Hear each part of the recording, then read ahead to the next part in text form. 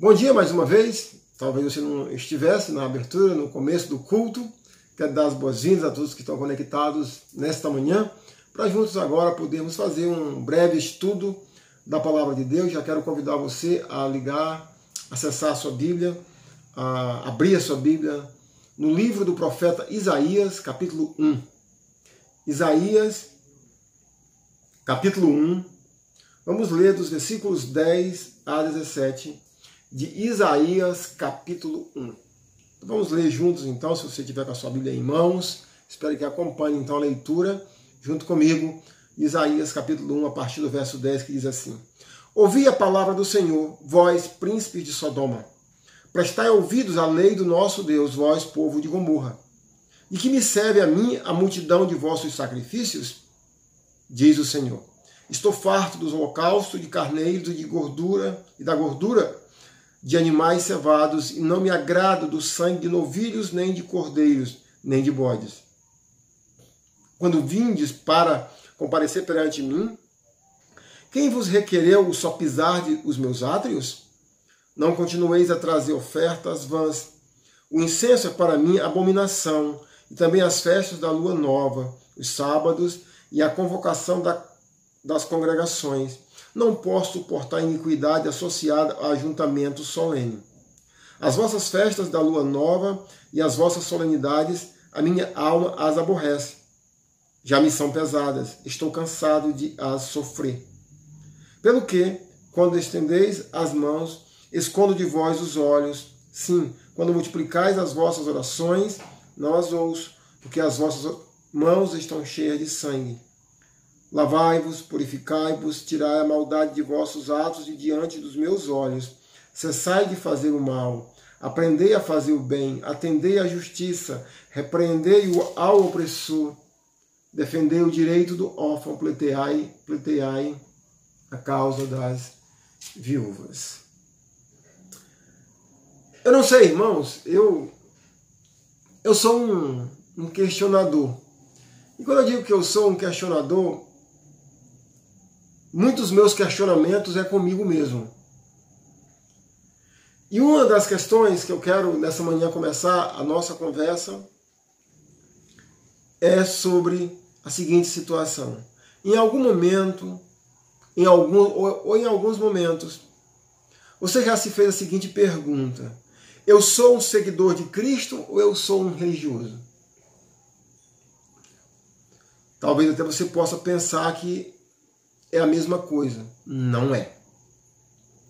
Eu sou um seguidor de Cristo? Quando eu me pergunto, né, se eu sou um seguidor de Cristo, eu poderia perguntar, eu sou um cristão, eu sou um crente, eu sou um evangélico, mas algumas dessas palavras, infelizmente, a cultura religiosa já banalizou. Mas seja como for o adjetivo que você queira se apropriar, seja cristão, seja um crente, seja um evangélico, você se intitula como um seguidor de Cristo ou um mero ou mais um religioso?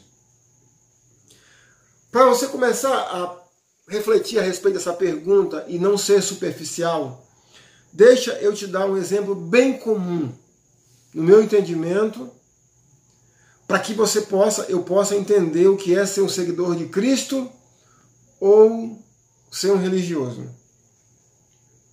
Você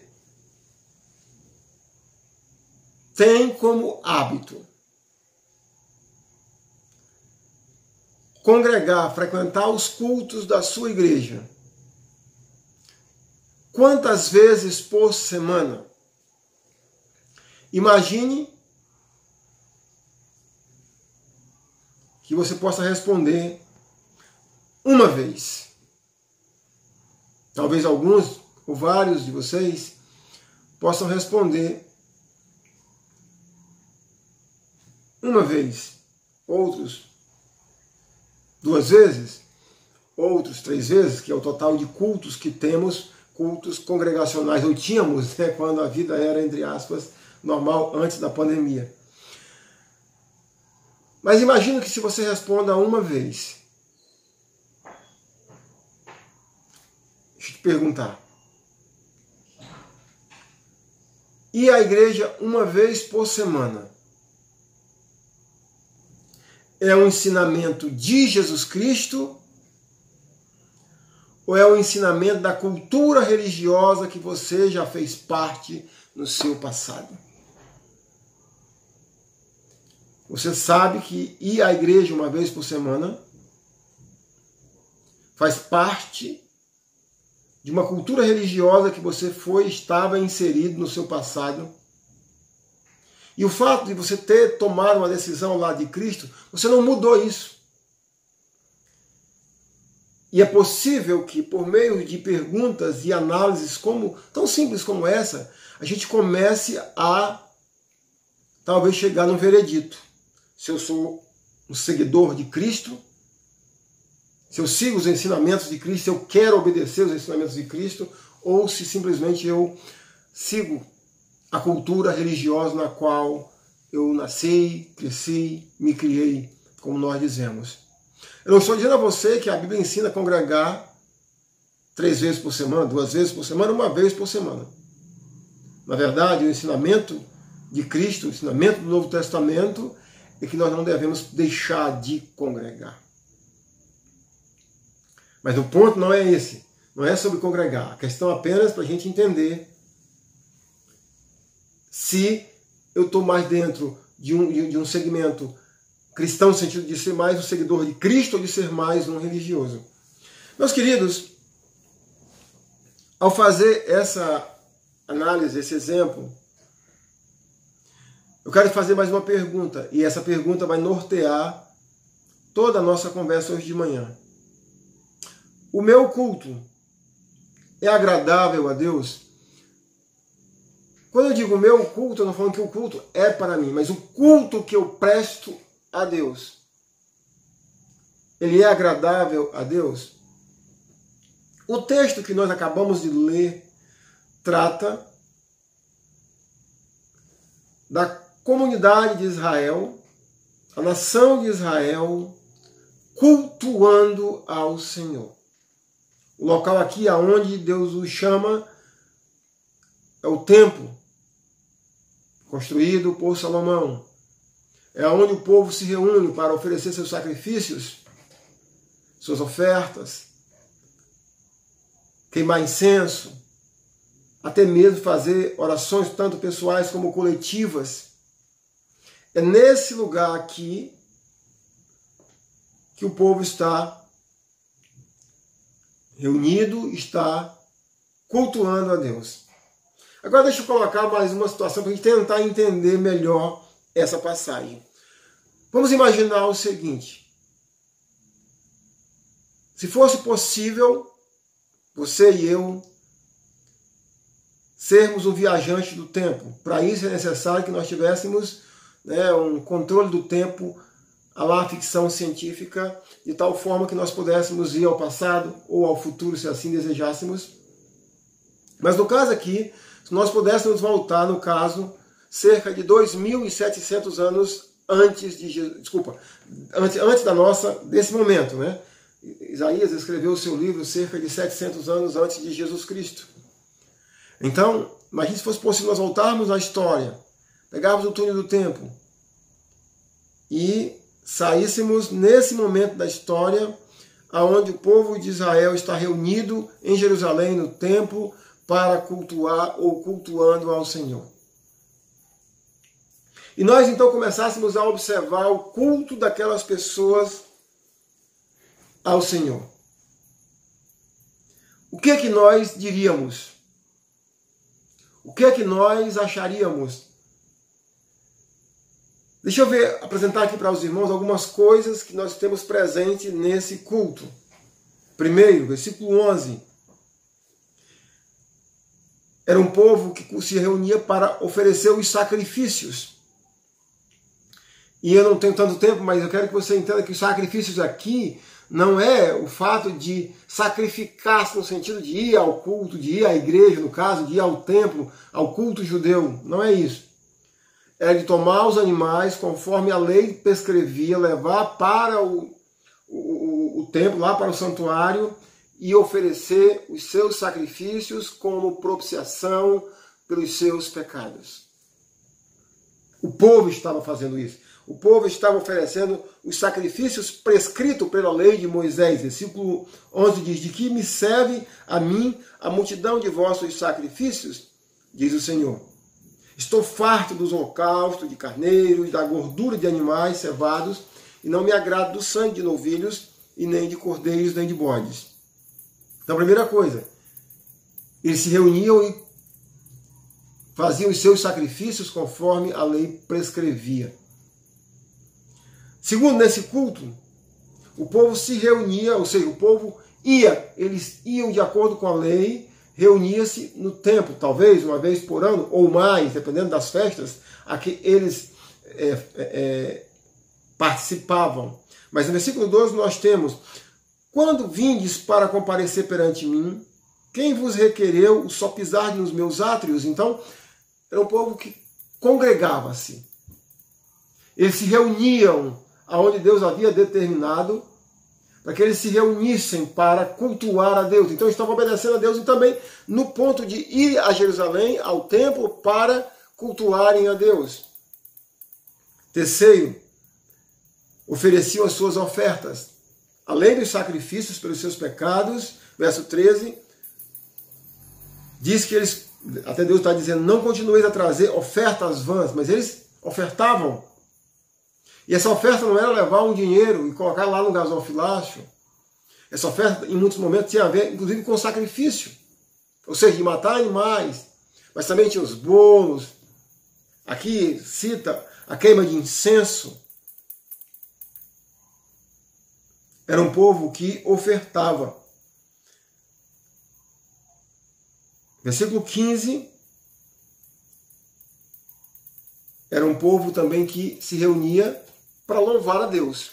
Versículo 15 diz: pelo que quando estendeis as mãos, esconde de vós o rosto.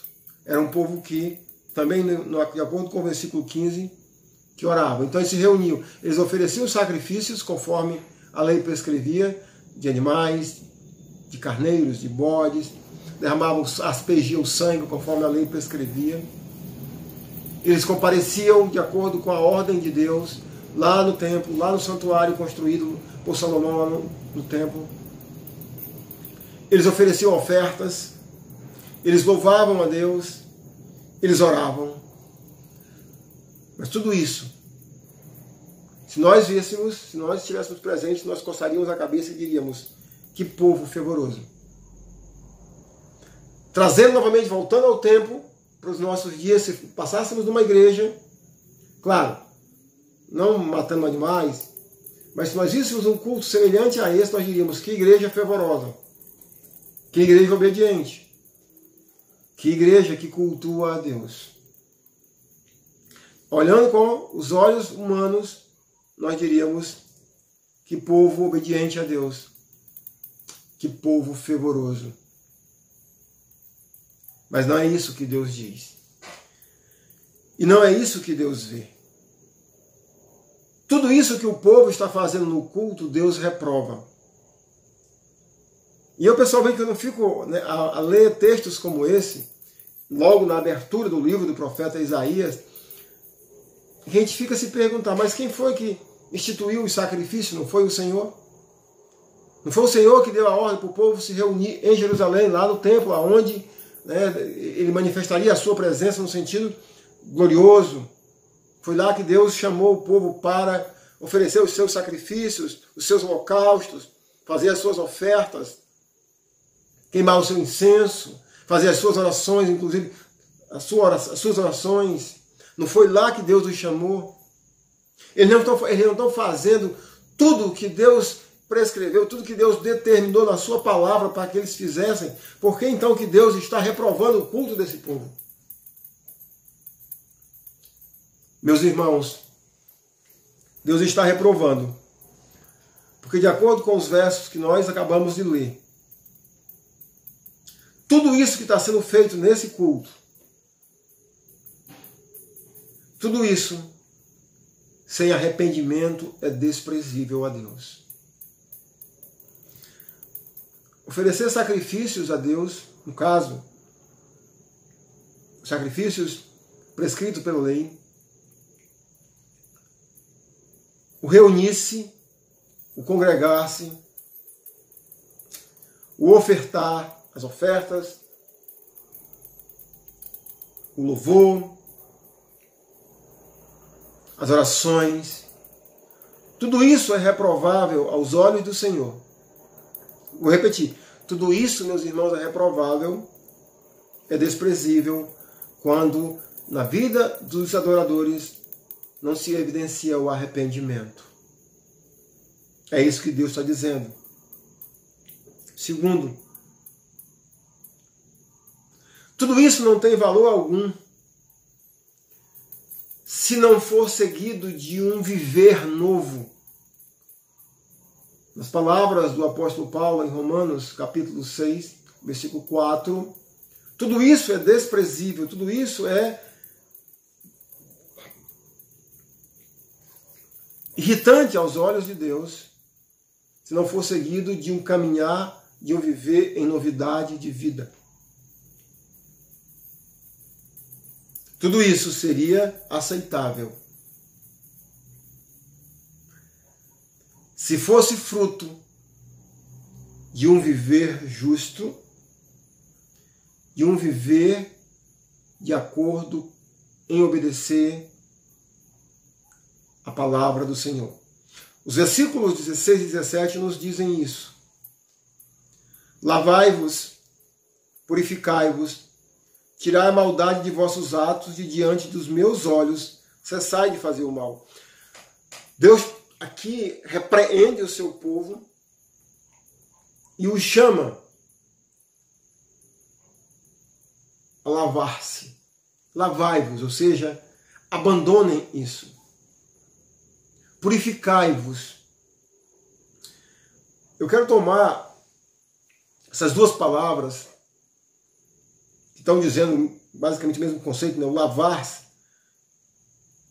O purificar-se segue de lavar-se, né? Quando a gente se lava, naturalmente, a pureza vem. Sendo para o povo de Deus tem a ver com o arrependimento. Aquilo que o apóstolo João, na sua epístola, a primeira epístola de João, capítulo 1, verso 9, diz: se confessarmos os nossos pecados, Ele é fiel e justo para nos perdoar os pecados e nos purificar de toda a injustiça. Então Deus aqui está convocando o seu povo para lavar-se, para purificar-se, para tirar a maldade dos nossos atos, no caso aqui dos vossos atos, do povo que vivia uma vida em contradição àquilo que Deus havia ordenado. Ou seja, cessem, parem de fazer o mal, parem de pecar. Verso 17, Deus continua a falar ao povo: aprendam a fazer o bem. Aprendam. Naturalmente, ao cessar de fazer o mal, é natural que a gente comece a aprender a fazer o que é correto, o que é aceitável aos olhos de Deus. Atendei à justiça, repreendei o opressor, defendei o direito do órfão, pleiteai a causa das viúvas. É isso que agrada a Deus. Voltando à reprovação de Deus aqui, a esse culto do seu povo, nos faz recordar as palavras do rei Davi no Salmo 51. Que ele diz que sacrifícios agradáveis a Deus é um coração quebrantado e contrito. O povo não entendeu o sentido dos sacrifícios, por exemplo. O sentido do sacrifício de se sacrificar um animal para propiciar os meus pecados não é ter a liberdade de pecar, mas é o entendimento que o pecado é tão grave aos olhos de Deus que o pecado requer vida, uma vida inocente. E para que eu não morra como pecador ao pecar e ao me arrepender do meu pecado, ao estar com o coração contrito, quebrantado, entender que eu deveria morrer ou a ira de Deus, propiciar a sua justiça em mim, exercer a sua justiça em mim, e para que Deus não exerça a sua justiça em mim, a sua ira em mim, eu tomaria um animal e o sacrificaria em meu lugar. Esse era o sentido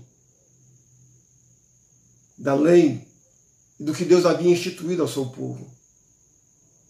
Mas eles estavam apenas fazendo meramente por atos religiosos. Meus queridos, eu quero voltar à pergunta inicial sobre a questão de se você se identifica como um seguidor de Cristo ou como um religioso. E essa passagem que nós lemos, nós vamos extrair daqui pelo menos 4 princípios de como ser um seguidor de Cristo e não um religioso. E não ser mais um religioso. 4 princípios de como podemos ser mais ou ser um seguidor de Cristo e não ser um religioso. O primeiro princípio que quero extrair dessa passagem, princípio para a vida cristã, entendendo que essa passagem aconteceu com o povo judeu, que não tem nada a ver com a igreja, mas que nós podemos, como igreja de Cristo, aprendermos a respeito de cristianismo, de servir e de seguir a Deus. Primeiro princípio, quero ressaltar, é que nós deveríamos olhar sempre o nosso culto. E quando eu falo nosso culto, eu não estou me referindo ao reunir uma vez, ou 2 vezes, ou 3 vezes por semana no prédio da nossa igreja. Eu me refiro ao culto que o Novo Testamento nos ensina, o nosso culto racional, o nosso viver. Embora envolva também o culto congregacional. Mas o primeiro princípio é que eu devo olhar sempre o culto, seja o culto congregacional, seja o culto que eu presto a Deus pessoal, olhar com a visão de Deus. O livro do profeta Isaías começa dizendo exatamente assim: visão de Isaías, filho de Amós, que ele teve a respeito de Judá e Jerusalém nos dias de Uzias, Jotão, Acais e Ezequias, reis de Judá. Interessante, eu acho aqui, porque Isaías começa o seu livro dizendo visão que ele teve. E essa visão foi Deus que lhe deu. Quando nós olhamos o livro do profeta Isaías, que ele cobre historicamente esses 4 reis, Uzias, Jotão, Acais e Ezequias, e nós vamos olhar os livros, por exemplo, de 2 Reis, que cobrem a história desses reis, e olhando a breve descrição da nação durante esse período, a gente olha e diz: está tudo bem. Esse povo está obedecendo a Deus. Porque esses reis, na sua maioria aqui, foram reis que obedeceram a Deus. Mas não é isso que Isaías percebe. Isaías percebe exatamente o contrário. Quando nós contrastamos os versículos de 1 a 9 com os versículos de 10 a 17, a gente percebe um antagonismo muito forte. Os versos de 1 a 9 falam que esse povo, na visão de Deus, são revoltados contra Deus. Abandonaram o Senhor. E abandonar o Senhor nada mais é do que simplesmente abandonar a palavra de Deus. Eles abandonaram o Senhor. Eles não seguem mais a lei do Senhor. São rebeldes. Quando eles ouvem a palavra do Senhor pela boca dos seus profetas, dos seus servos, eles são rebeldes. E por causa disso, Deus já os está disciplinando. Deus já está exercendo juízo sobre a própria nação. Eles estão sofrendo, como diz os versículos 7, 8 e 9, eles estão sofrendo opressão de outras nações por causa do abandono, por causa da revolta contra Deus e por causa da rebeldia deles em relação à palavra do Senhor. Quando nós olhamos esses versos de 1 a 9, olhamos os versículos de 10 a 17, a gente coça a cabeça e se pergunta, mas vem cá, esse povo aqui está sacrificando, esse povo está se reunindo em Jerusalém, esse povo está ofertando, esse povo está louvando, esse povo está orando. Por que eles estão sofrendo? Por que Deus não está ouvindo a oração desse povo? Porque eles andam em rebeldia e em pecado contra Deus. Mas olhando com os nossos olhos, nós vamos achar que eles estão obedecendo a Deus. Mas quando olhamos pelos olhos do Senhor, percebemos que esse povo está em rebeldia. Como é que podemos olhar com os olhos do Senhor, meus irmãos? De acordo com os conceitos da palavra do Senhor. Sempre tentar olhar com os conceitos da palavra do Senhor. Segundo princípio, para que a gente possa ser um seguidor de Cristo, devemos olhar a nossa vida e examiná-la continuamente. Examinarmos, como diz o apóstolo Paulo em 1 Coríntios 11, examinarmos a nós mesmos continuamente, frequentemente. Aqui no versículo 11, Deus faz uma pergunta para o povo. De que me serve a mim a multidão de vossos sacrifícios? Eles sacrificavam imaginando que esse sacrifício, de maneira bem religiosa, bem mecânica, bem carnal, isso agradava a Deus. Deus pergunta, eu preciso disso? Do que me serve isso? E para que a gente possa estar se examinando, a pergunta é, nós devemos fazer para mim, para você. Por que eu estou fazendo isso? Por que eu oro? Por que eu louvo a Deus? Por que eu vou para a igreja? Por que eu leio a Bíblia? Por que eu estou fazendo as coisas que Deus me chamou para fazer? Estou fazendo da maneira que Deus me chamou para fazer? Por que eu estou fazendo assim? O terceiro princípio, que nós devemos refletir a cada dia sobre a natureza de Deus. Mais uma vez eu quero me reportar ao versículo 11, quando Isaías fala falando as palavras de Deus. De que me serve a multidão dos vossos sacrifícios? Se essas pessoas conhecessem a natureza de Deus, eles entenderiam que Deus não precisa de sangue de animais, de gordura de animais, da carne de animais. Deus não precisa disso. Deus está dizendo, eu não preciso disso. Eles deveriam entender que a sua vida dupla, que era isso que eles tinham, o Deus Todo-Poderoso sabe disso. E que Deus sempre reprovará, Deus sempre abominará o pecado. Deus sempre vai abominar o pecado. E se nós queremos, queridos irmãos, conhecer mais Deus, refletir mais sobre quem é o nosso Deus, nós nunca devemos esquecer que Deus sempre vai aborrecer o pecado. Deus sempre vai aborrecer um estilo de vida dupla. Referindo-me à questão igreja, hoje, Deus sempre vai aborrecer um viver no trabalho, na escola, em casa, que é um contraponto dessa uma hora e pouco que passamos reunidos por semana, no culto congregacional. A menos que seja seguido de arrependimento quando pecamos. Quarto e último princípio. Nós entendemos aqui que ser santo é um chamado de Deus para todo o seu povo. Os versos 16 e 17 nos dizem isso. Lavai-vos e purificai-vos. O ser santo, queridos irmãos, é um chamado para todos nós. Não é opcional. O ser santo é um chamado para todos nós. Deus nos chamou para sermos santos. Para andarmos em obediência a Ele. E o culto que agrada a Ele, o viver que agrada a Deus, não é você, a gente não é você, não é eu, estarmos ornamentados com costumes, com leis que vêm dos homens, mas com costumes, com a lei, com a palavra do Senhor, que nos ensina como sermos seguidores de Cristo. Ao sermos seguidores de Cristo, Ao querermos obedecer à palavra de Cristo, seremos seguidores de Cristo. E o nosso culto agradará ao Senhor.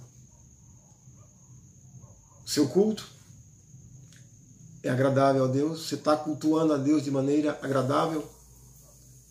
Se não, o chamado do Senhor às nossas vidas é o arrependimento. Arrependam-se. Em outras palavras, lavai-vos, purificai-vos dos vossos pecados. Parem de fazer o mal, parem de pecar. Parem de viver uma vida dupla. Viva uma vida que glorifique o nome do Senhor. Esse é o estilo de vida que cultua ao nosso Deus. Um domingo abençoado a todos, fica na graça e na paz. Eu espero que hoje às 7 horas da noite eu possa te ver lá no nosso culto congregacional, lá no prédio da nossa igreja. Fica na graça e na paz, meu irmão, minha irmã.